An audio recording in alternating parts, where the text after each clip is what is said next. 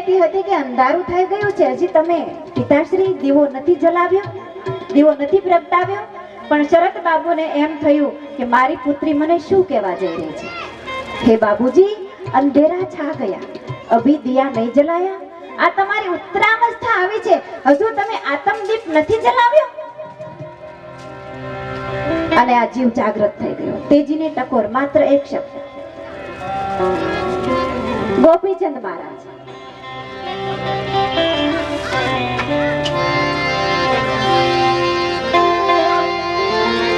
એની રાણીઓ સુગંધી દ્રવ્યોથી સ્નાન કરાવી રહી છે.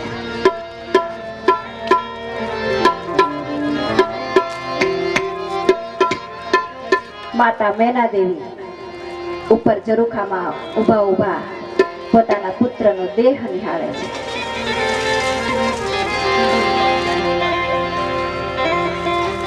અને દેહ નિહાળી અને એના આંખોમાંથી ડળક ડળક ડળક આંસુડાની ધાર થઈ.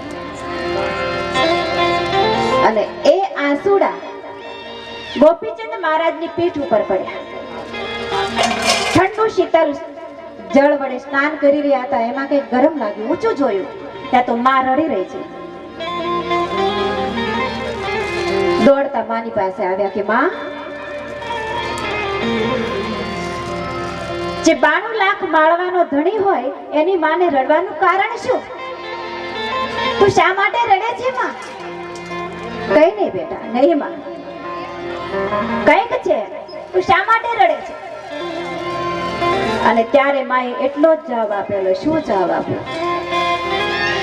આવી રે કાયા રે દીકરા તારા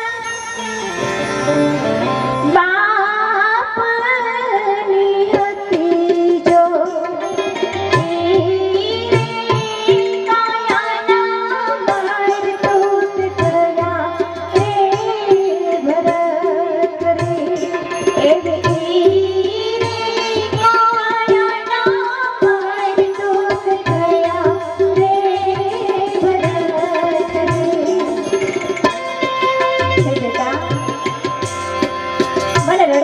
માટે આવ્યું કે આ તારો દેહ નિહાળે, નયનથી નીર ટપકે છે, પુત્રનો દેહ નિહાળી.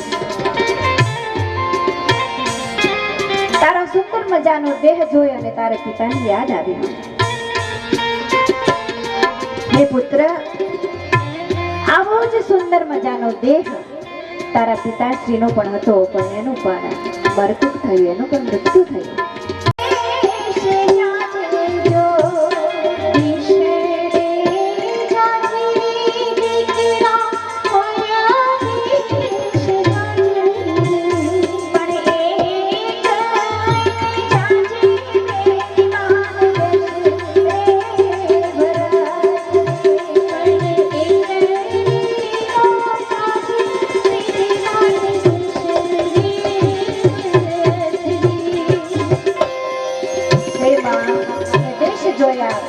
જોયા પણ બેનીબાનો દેશ ના જોયો. આ બેનીબાનો દેશ એ શું છે? એ માયા. બેટા તું બધે જાજે પણ માયામાં નહીં અટવાય. માયા એક એવી ભૂલવણી છે ને, એમાં તું એવું અટવાઈ જાય ને પછી બહાર નીકળવું બહુ મુશ્કેલ થશે.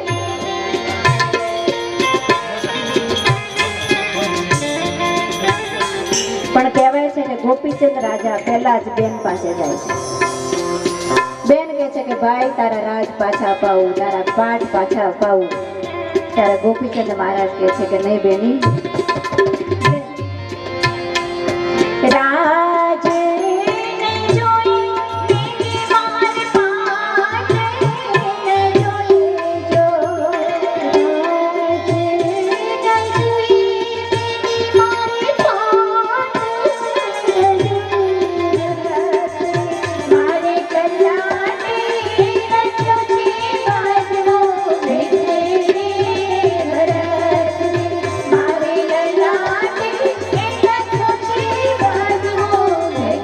તારા બાપની હતી. અને તરત જ ભેખ ધારણ કર્યો.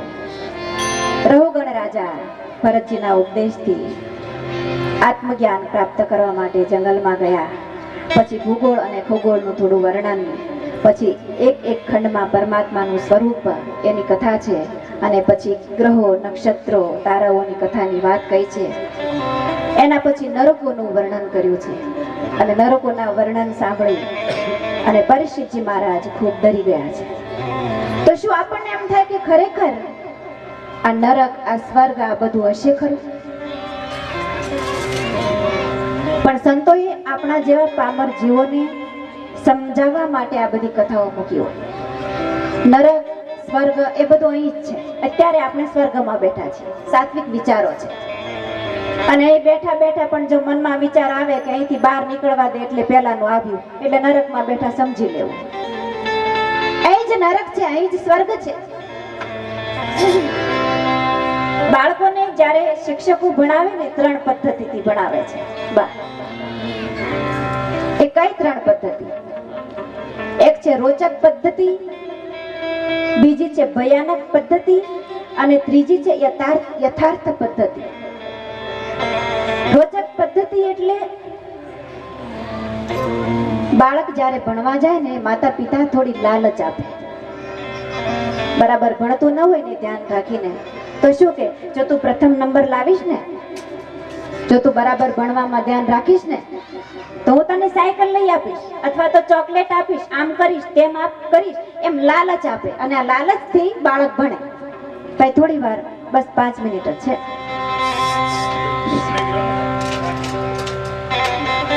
ડર બતાવવો પડે. અને માતાઓ ખાસ કરીને કયો ડર આપે કે બાથરૂમમાં પૂરી દઈશ, સાંજ સુધી બહાર જ નહીં કાઢીશ, જમવાનું નહીં આપીશ.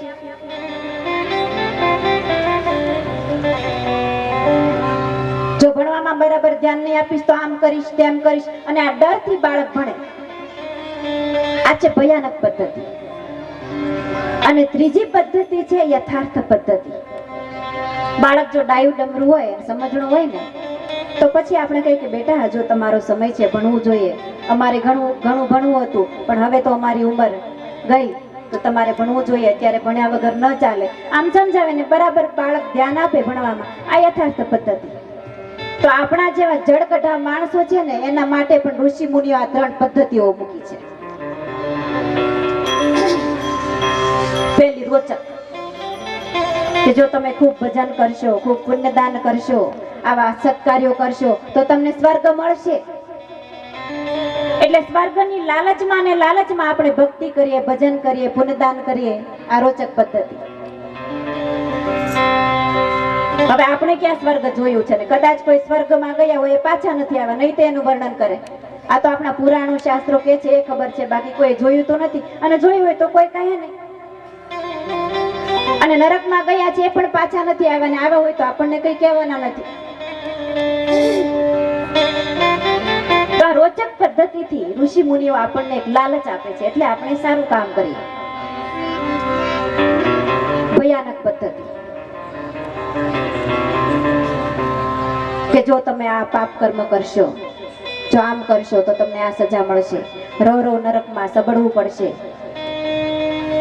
મનુષ્ય દેહ મળ્યો છે તો કંઈક કરવું જોઈએ. અને જો સમજણો હોય તો પછી એ રસ્તે ચાલતો હોય. આને યથાર્થ પદ્ધતિ. બાકી સ્વર્ગ હોય, નરક, આ બધી એ અહીંની જ કથાઓ છે.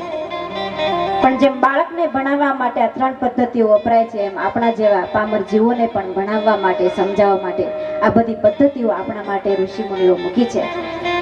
તો અહીં ભાગવતકાર પંચમ સ્કંદને વિરામ આપે છે. એ કથાને પણ આપણે વિરામ આપીશું. આવતીકાલે સવારે 9 વાગે કથાનું ગાન અને પાન કરીશું. इति श्रीमद्भागवत महापुराणे पंचम स्कंध श्री कृष्णार्पणमस्तु. हरि ओम तत्सत्. हरे कृष्ण हरे राम राधे गोविंदा. हरे कृष्ण हरे राम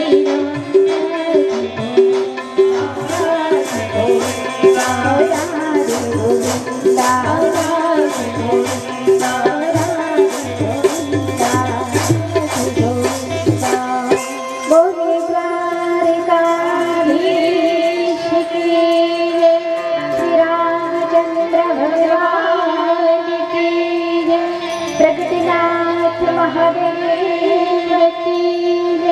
हनुमान जी महाराज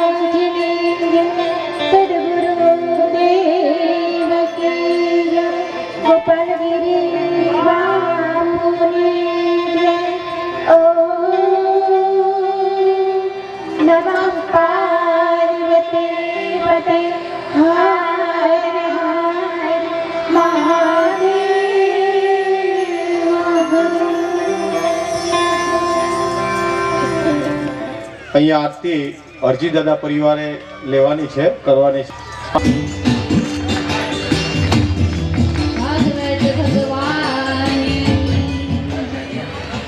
આવતીકાલે સવારે રાઘવ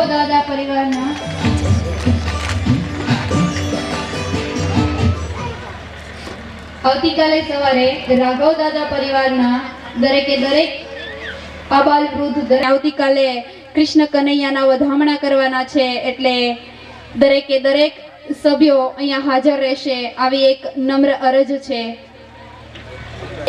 અત્યારનું પ્રીતિ ભોજન પત્યા બાદ સુંદર મજાના લોક ડાયરાનું આયોજન છે, તો દરેકે દરેક ધામેલિયા પરિવારના વડીલો, માતાઓ, સમવયસ્કો અને નાના બાળકો દરેક અહીંયા લોક ડાયરાની મજા માણવા આવશે. તેમજ અન્ય ગ્રામજનોને પણ આપ આમંત્રણ આપી શકો છો અને લોક ડાયરાની સાંજે આપણે સૌ સાથે મળીને મજા માણીશું. અને હવે સાયા આરતી